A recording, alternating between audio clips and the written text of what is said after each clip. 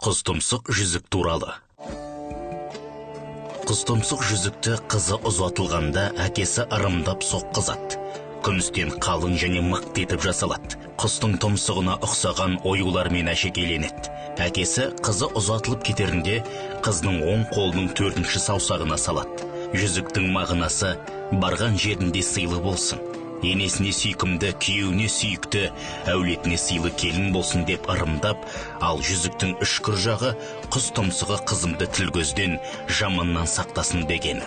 Жылдар өткенде келін ата енесімен, жұбайымен тату тәтті тұрса, жүзікті аманат етіп жолаушыға береді. Қайтарылған жүзік жақсы хабар болып есептеледі. Әкесі қызының бақытты екеніне қуанып, той жасап ас береді. Аманатта келген қонағына шапан кигізіп, ат мінгізіп, қонақ етіп күтеді. Құстұмсық жүзікті ырымдап, әкесі оны сіңлісіне дайындап, сандықтың түбіне ырымдап тығып қояды. Құстұмсық жүзікті ер балаларға да ырымдап таққан. Ер қолындағы құстұмсық ол еркіндіктің, тәуелсіздіктің белгісі және қауіп қатерден сақтап, жаудың сағын сындырсын деген мағынада. Қазақтың хандарының бәрі қолдарына құстұмсық жүзік мөр ретінде таққан. Жүзіктерінде аттар жазылған. Мысалы, суреттегідей Абылай Батыр Сұлтан Уәлиұлы жүзігінде араб әрпімен жазылған.